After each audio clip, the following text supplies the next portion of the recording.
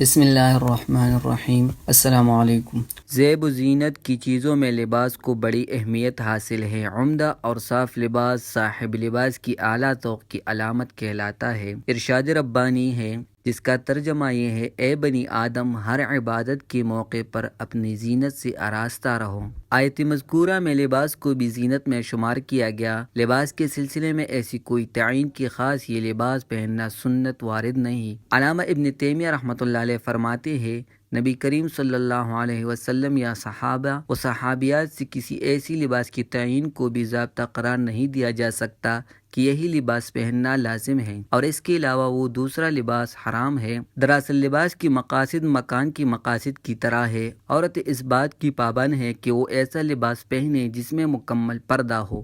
جس مرد و عورت ہر دو کا لباس مختلف ہوگا تو جس لباس میں پردہ پوشی زیادہ ہو وہ عورتوں کا اور اس کے برخلاف مردوں کا لباس ہوگا۔ البتہ مندرجہ ذیل امور کا لحاظ رکھنا ضروری ہے۔ لباس ایسا ہو جو سر سے لے کر پاؤں تک تمام جسم کو ڈھک دے، کیونکہ ستر ڈھانپنے کے بقدر لباس پہننا واجب ہے۔ ارشاد ربانی ہے جس کا ترجمہ ہے: اے اولاد آدم، ہم نے تم پر لباس نازل کیا کہ تمہارے جسم کے قابل شرم حصوں کو ڈھانکے اور تمہارے جسم کی حفاظت اور زینت کا ذریعہ بھی ہو، اور بہترین لباس تقویٰ کا لباس ہے، یہ اللہ کی نشانیوں میں سے ایک نشانی ہے۔ علامہ ابن عابدین رحمۃ اللہ علیہ رد المختار میں فرماتے ہیں اتنا لباس پہننا فرض ہے جو سطر کو ڈھانپ دے، اور عورت کا مکمل بدن سطر ہے، لہٰذا مکمل بدن کو ڈھانپنا ضروری ہے۔ لباس اتنا ہلکا اور باریک نہ ہو کہ جسم اندر سے نظر آئے۔ حضرت عائشہ رضی اللہ تعالی عنہا فرماتی ہے اسماء بنت ابی بکر حضور صلی اللہ علیہ وسلم کے پاس تشریف لائی، انہوں نے باریک لباس زیب تن کیا ہوا تھا تو آپ صلی اللہ علیہ وسلم نے ان سے منہ موڑ لیا۔ حضرت علقمہ بن ابی علقمہ اپنے والدہ سے روایت کرتے ہیں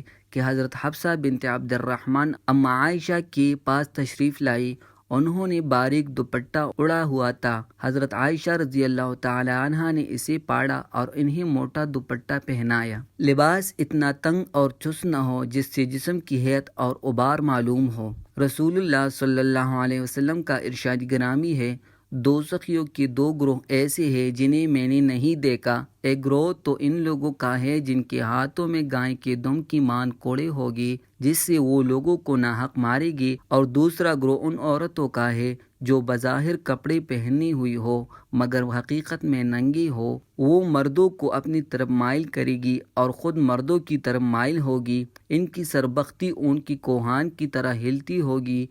ایسی عورتیں نہ تو جنت میں داخل ہوں گی اور نہ جنت کی بو پائے گی، حالانکہ جنت کی بو اتنی دور سے آتی ہے۔ عورتوں کو مردوں جیسا لباس پہننا اور مردوں کی وضع قط اختیار کرنا حرام ہے، لہٰذا لباس ایسا نہ ہو جو مردوں کے لباس کے مشابہ ہو۔ حضرت ابو ہریرہ رضی اللہ تعالی عنہ روایت کرتے ہیں کہ جناب نبی کریم صلی اللہ علیہ وسلم نے اس مرد پر لعنت فرمائی ہے جو زنانہ لباس پہنے، اسی طرح اس عورت پر بھی لعنت فرمائی جو مردانہ لباس پہنے۔ کافر اور فاسق عورتوں کا فیشن نہ ہو۔ حضرت عبداللہ بن عمرو بن العاص رضی اللہ تعالیٰ عنہ فرماتے ہیں رسول اللہ صلی اللہ علیہ وسلم نے مجھے زرد رنگ کے کپڑے پہنے ہوئی دیکھا تو فرمایا یہ کفار کے کپڑے ہیں، انہیں مت پہنو۔ فخر و تکبر اور دکھاوے سے پرہیز کیا جائے۔ جناب کریم صلی اللہ علیہ وسلم نے فرمایا جو شخص اپنی عزت طلبی اور بڑائی کے اظہار کی غرض سے اعلیٰ و نفیس لباس پہنے، اللہ رب العزت اسی قیامت کے دن ذلت و حقارت کا لباس پہنائے گا۔ باریک لباس جیسے شیفون اور نیلون۔ باریک لباس پہننا سرعام فحاشی پھیلانے کی مترادف ہے، اس سے اجتناب لازم ہے۔ ارشاد ربانی ہے جس کا ترجمہ ہے بے شک جو لوگ مومنین میں بے حیائی پھیلانے کو پسند کرتے ہیں ان کے لیے دنیا و آخرت میں دردناک عذاب ہوگا، اور اللہ انہیں خوب جانتا ہے، تم نہیں جانتے۔ حضرت عائشہ رضی اللہ تعالی عنہا فرماتی ہے ایک مرتبہ حضرت اسماء بنت ابی بکر حضور اکرم صلی اللہ علیہ وسلم کی خدمت میں گئی اور انہوں نے باریک کپڑے پہن رکھی تھی، تو آپ صلی اللہ علیہ وسلم نے ان سے چہرہ مبارک پیر لیا اور فرمایا اے اسماء، جب عورت بالغہ ہو جائے تو اس کے لیے درست نہیں کہ اس کی ان اعضاء کے علاوہ کچھ اور حصہ بدن کا نظر آئے، آپ صلی اللہ علیہ وسلم نے اپنے ہاتھ اور چہرے کی طرف اشارہ کیا۔ اگر باریک لباس پہننا ہی ہو تو اس کے نیچے کچھ اور پہن لیا جائے تاکہ جسم کی حالت و ہیئت معلوم نہ ہو۔ حضرت ابن عمر رضی اللہ تعالی عنہما فرماتے ہیں کہ جناب نبی کریم صلی اللہ علیہ وسلم کے پاس حلہ عمدہ پوشاک اور شامی کپڑا آیا تو آپ نے مجھے حلہ دیا اور اسامہ کو کپڑا دیا۔ میں نے اپنا حلہ پہن کر حاضر ہوا تو آپ نے اسامہ سے پوچھا کہ تم نے اپنا کپڑے کا کیا کیا؟ میں نے اپنی اہلیہ کو دے دیا تو آپ صلی اللہ علیہ وسلم نے فرمایا اسے کہو کہ اس کے نیچے کوئی موٹا کپڑا پہن لے تاکہ اس کی جسم کی اعضاء اور ہڈیوں کا حجم مردوں کے سامنے ظاہر نہ ہو۔ لباس پہننے کا اصل مقصد ستر عورت ہے اور عورتوں کو مکمل بدن ڈھانپنے کا پابند کیا گیا ہے۔ اسی لیے عورتوں کو حکم دیا گیا کہ باہر نکلتے وقت بڑی چادر اڑ لے تاکہ ان کی جسم کا کوئی حصہ کھلا نظر نہ آئے، لہٰذا ایسا لباس پہننا جو جسم کی پوشیدہ اعضاء کی نمائش کا باعث بنے قلت حیا کی علامت ہے۔ مسلمان عورت قطعاً اس کو پسند نہیں کرتی کہ اپنے جسم کی اعضاء کی نمائش کراتی پھرے۔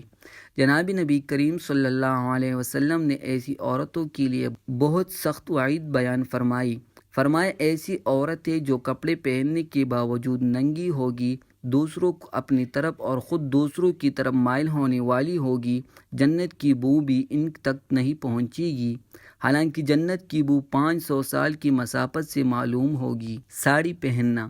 ساڑی میں کئی باتیں اس قسم کی ہیں جو اس کے عدم جواز پر دلالت کرتی ہیں، مثلاً ساڑی کا مکمل بدن کو نہ ڈھانکنا، چست اور تنگ ہونے کی وجہ سے جسم کے اعضاء کی حیت کا معلوم ہونا۔